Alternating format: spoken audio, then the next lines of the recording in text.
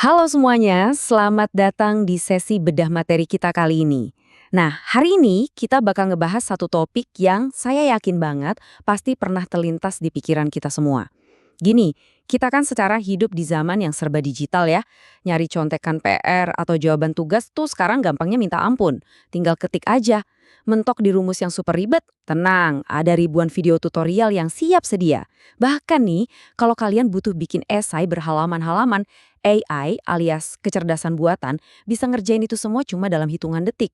Cepet banget. Tapi, justru karena semua jalan pintas canggih ini, para pelajar modern sekarang lagi ngadepin satu dilema yang cukup besar. Jujur aja, kalau AI bisa ngelakuin segalanya, buat apa sih kita capek-capek pergi ke sekolah? Iya kan?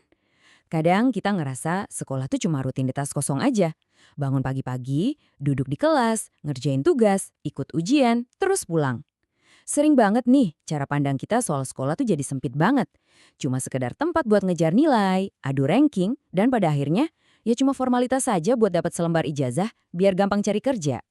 Padahal kalau dipikir-pikir, bukankah internet udah punya semua jawaban yang kita butuhin? Terus ngapain dong kita harus ke sekolah? Nah, yuk kita bongkar bareng-bareng di pembahasan kita kali ini. Oke, kita masuk ke bagian pertama, informasi versus transformasi. Nah, di titik inilah kita harus mulai, ya bisa dibilang, merombak cara pandang kita. Sekolah itu pada dasarnya sama sekali bukan tempat buat sekedar mengunduh atau ngedownload data ke otak kita. Coba bayangin, di satu sisi, proses ngedownload data itu cepat banget, instan, dan ya pastinya rajanya adalah AI sama mesin pencari. Kalau sekolah cuma soal mindahin info dari guru ke murid, wah, mesin udah pasti menang telak.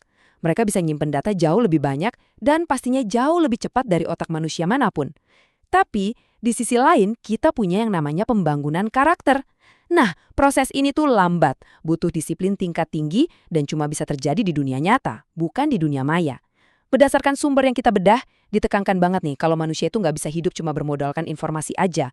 Hidup itu butuh kompas, butuh arah, dan arah yang benar itu nggak bakal pernah muncul dari sekumpulan data dan algoritma yang dingin. Ada satu hal yang menarik banget di sini. Kalian sadar nggak sih ada hal-hal krusial yang nggak pernah benar-benar ditulis di buku rapor kalian? Gini, ini tuh yang sering disebut sebagai kurikulum tersembunyi. Pas kalian di sekolah, kalian tuh diajarin buat disiplin, datang tepat waktu. Kalian juga belajar buat tanggung jawab sama tugas yang dikasih. Terus ada kerja sama tim, gimana caranya menghormati guru atau figur otoritas, nahan godaan buat nggak nyontek pas ujian, sampai belajar sabar ngadepin teman-teman sekelas yang karakternya ya macam-macam banget kan. Nah, semua elemen ini tuh bener-bener fundamental dalam pendidikan kita, walaupun ya itu tadi, nggak pernah muncul dalam bentuk angka atau huruf di kertas akademik kalian. Jadi gini, poin krusial yang coba diangkat adalah tentang apa sih sebenarnya ilmu sejati itu. Di materi yang kita bahas, ada kutipan menarik dari seorang cendekiawan Islam ternama, Imam Al-Ghazali. Beliau punya pandangan, dan ini kita sampaikan secara objektif ya, bahwa ilmu sejati adalah ilmu yang membimbing manusia menuju sang pencipta, yang ujung-ujungnya melahirkan rasa rendah hati, bukan malah bikin sombong. Teks ini tuh menyoroti perspektif kalau ilmu itu harusnya bikin seseorang jadi pribadi yang lebih baik secara moral, bukan cuma sekedar lebih pinter otaknya aja. Kalau kita lihat zaman sekarang, masalah utama kita tuh bukan kurang informasi loh, tapi justru kebanjuran informasi. Saking banyaknya arah hidup malah jadi makin kabur dan akhlak jadi gampang goyah. Singkatnya, informasi itu bikin kita tahu banyak hal, tapi ilmu sejatilah yang bakal mengubah cara kita bersikap berdasarkan apa yang kita tahu itu. Kita lanjut ke bagian kedua, AI versus guru yang tak tergantikan. Nah, ini dia nih pertarungan utamanya. Teknologi modern versus bimbingan manusia langsung di dalam kelas. Nggak bisa dipungkiri, AI dan internet itu luar biasa banget.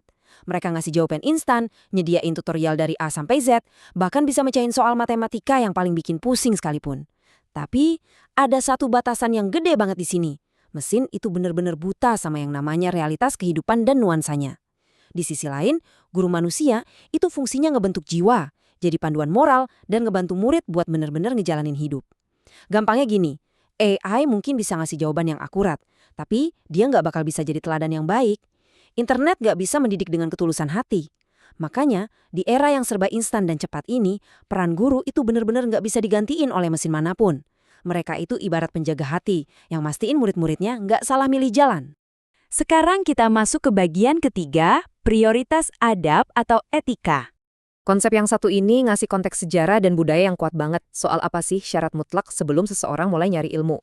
Namanya adab. Adab ini mencakup tata krama, etika, dan rasa hormat. Sumber kita ini ngebahas dengan lumayan tegas kalau adab tuh harus selalu didahulukan sebelum kita dapetin ilmu pengetahuan. Kenapa coba?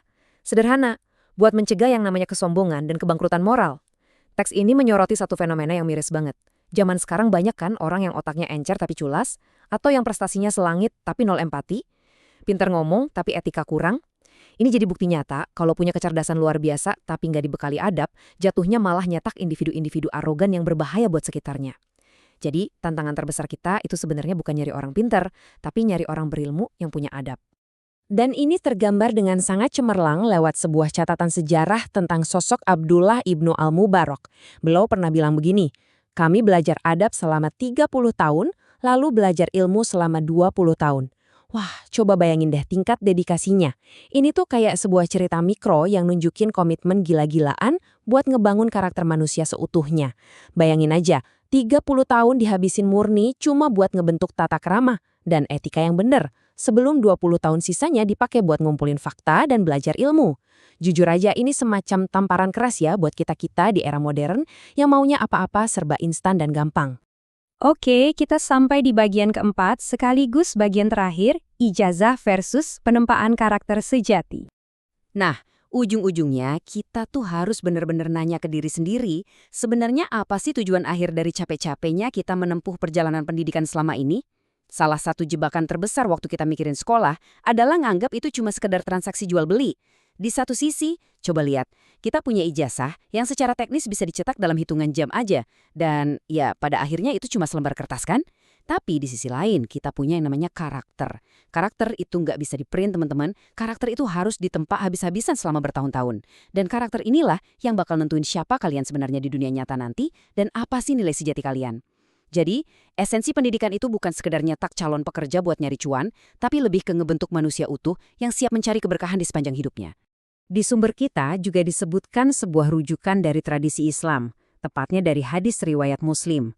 Dikatakan secara netral di sana bahwa, barang siapa yang menempuh jalan untuk mencari ilmu, maka jalan menuju surga akan dimudahkan baginya. Nah, narasi ini tuh secara luar biasa menempatkan pendidikan nggak lagi sekedar tugas akademis yang bikin ngantuk. Sebaliknya, pendidikan diangkat derajatnya jadi sebuah pencapaian spiritual yang tinggi banget dan bernilai ibadah. Jadi, bersekolah itu dilihat bukan cuma sebagai alat buat bertahan hidup di dunia kerja aja, melainkan sebagai sebuah perjalanan untuk memuliakan kehidupan itu sendiri. Terus, di materi kita ini ada satu metafora yang benar-benar kuat dan ngena banget. Gini bunyinya. Emas itu dimurnikan lewat api yang sangat panas. Baja itu dibikin kuat lewat tekanan yang luar biasa berat. Nah, hal yang sama juga berlaku buat manusia. Kita itu cuma bisa matang dan dewasa lewat proses pendidikan yang panjang dan jujur aja seringkali melelahkan. Kenapa? Karena sesuatu yang benar-benar berharga itu nggak bakal pernah kita dapat dengan cara instan.